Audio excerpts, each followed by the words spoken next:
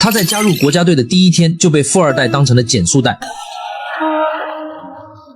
他侥幸没有当场昏死过去，但剧痛瞬间从脊椎炸到指尖，耳鸣声像钢针扎进太阳穴，而那个富二代却坐在车里无动于衷，竟还在假装犹豫要不要下车施救。原来那张光鲜的脸面永远排在良心前面，最后他选择了最肮脏的选项，肇事逃逸。此刻阿俊正举着手机跟痴呆的奶奶视频通话，幸好旁边的护工察觉到画面突然抖动倒地，第一时间按下急救号码。가족은 할머니 뿐인데 힘내세요. 아이고 어떡해요. 네, 피해 환자 북강내 치료에 하지골절 의심자입니다.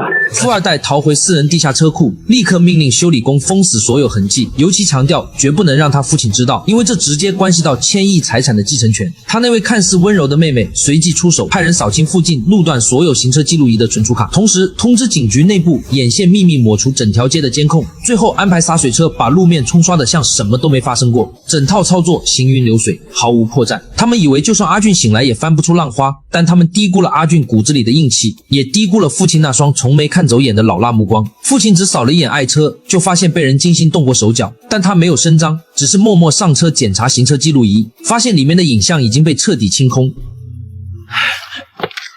용서해 주십시오, 회장님. 고양이 피하다 난간을 들이박으셨다는데 다친 사람도 없고 사장님들께서 절대로 말하면 안 된다고 하셨습니다. 此时阿俊在医院病床上绝望地睁开眼，当他低头看见右腿裹满厚重的石膏，心里那盏灯瞬间灭了。他知道足球这扇大门已经对他永久关上，虽然术前早有心理准备，可亲耳听到医生说再也不能踢球时，泪水还是不争气地涌了上来。 최선을 다하는 건요. 하루도 빠짐없이 15년을 넘게 매일 새벽 5시에 훈련하는 거예요. 자기 이름은 까먹어도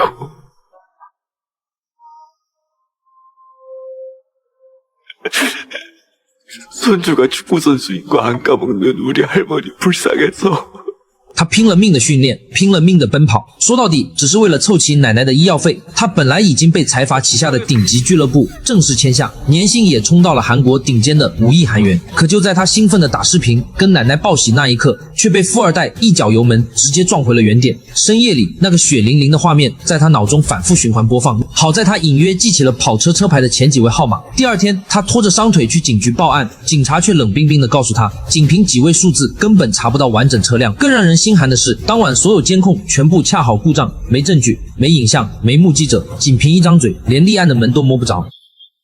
피해자 증거 없음 확인. 但那个富二代不仅没有半点赔偿的意思，反而像要把他逼上绝路，直接甩来一张10亿韩元的违约金索赔单。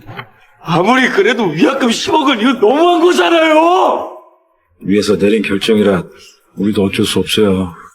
阿俊咽不下这口气，拄着拐杖跑到俱乐部门口拉横幅喊冤，可来来往往的车子都像富二代安排好的演员，没有一个人停下，没有一个人理会。好在天无绝人之路，出事当晚他恰好跟奶奶在视频，护工留了个心眼，全程录下了那一幕。阿俊顺着车牌顺藤摸瓜，最终查到了财阀家族头上。而最讽刺的是，那位财阀正是阿俊所在俱乐部的董事长。拿到这条关键线索后，阿俊伪装成快递员，谎称送的是财阀订阅的特别刊物，其实信封里装的是他儿子肇事逃逸的铁证。对于这种1000亿级别的财阀，面子比任何法律都管用。于是财阀把阿俊叫进办公室，先试探他是不是来勒索的。阿俊见他毫无愧疚之意，直接摔出完整视频。而财阀看完后脸色竟没变一下，只淡淡问了一句：“你要多少钱？” 미안하다 사과부터 해야 사람 아니에요? 나한테 사과는 돈이야. 값을 쳐준 것만큼 깊은 사과는 없거든. 자네도 그게 더 좋을 거고. 그럼 내 인생은요? 남의 인생 짓밟아놓고 돈이면 다예요? 他吩咐秘书取来阿俊的运动员档案，按韩国现役最高年薪的标准估算，打算直接赔付未来10年的总收入，而且违约金1分不用阿俊承担。 거절한다면? 감정적으로 굴지 말고 냉정하게 생각해. 자네가 경찰에 가서 그 영상 들이밀고 날 고소한다 해도 난 욕 좀 얻어먹고 뉴스에 몇 번 오르내리고 회장직 잠깐 관두면 그만이에요. 내가 고소하겠다면요? 끝까지 싸워서 뺑소니 나는 거 입증해서 채성 부셔버리겠다면 그때 어쩔 건데요? 내 최성이 그렇게 쉽게 무너질 것 같나 너 따위한테. 阿俊终究还是太单纯，以为这些证据能撼动财阀的根基。财阀也懒得再跟他废话，随手甩过一张空白支票，语气轻得像在施舍，要多少自己填。 100억을 적고 싶으면 100억을 적어. 나도 궁금하고 그 잘난 인생의 보상으로 얼마를 원할지. 在韩国，财阀就算犯了错，他们自己就是规矩的书写者。谈判结束后，阿俊一个人坐着发呆，他盘算着那笔钱足以填满他所有愿望，既能治好奶奶的病，也能给他换一间向阳的大房子。可这一刻，他分不清这是命运的馈赠还是嘲弄。当视频接通，奶奶出现在屏幕那头，她眼泪像断了线的珠子往下砸。奶奶连自己的名字都记不清了，却还死死记得孙子的球衣号码。那一刻，阿俊心里的愧疚比腿上的伤更疼。为什么麻绳专挑细处断，厄运偏偏追着苦命人跑？与此同时，财阀对自己的2个孩子彻底失望。身为未来继承人，连车祸这种小事都擦不干净尾巴，他必须重新审视会长的接班人选。于是紧急召集董事会，打算公开撤销2个孩子的继承资格。2人瞬间慌作一团，为了争那个位子，他们已经押上了全部筹码，现在只能赶在开会前拼命求父亲最后一点原谅。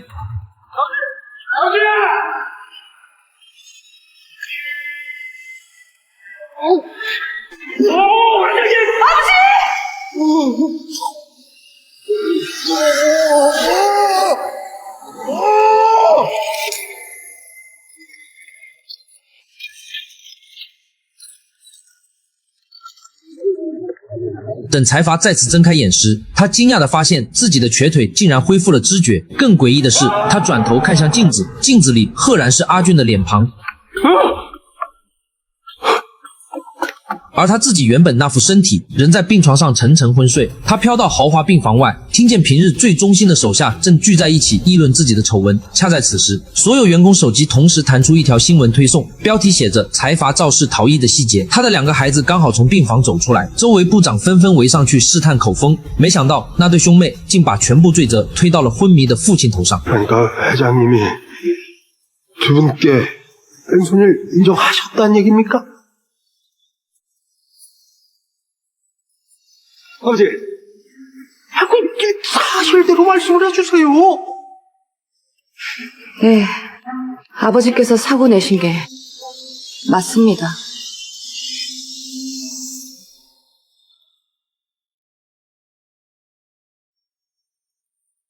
맡긴 개뿔이 맞냐? 이 망할 놈의 새끼들아!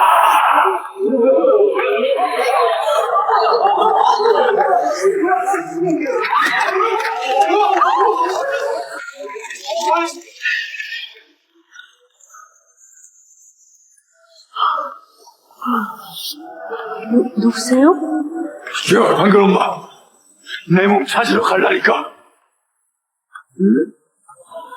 当他试图靠近自己原本的身体时，一股无形的力量猛地拽住他的意识，眩晕像潮水一样淹没了视野。下一秒，他直接栽倒在地，彻底失去知觉。我是大远，我们下期见。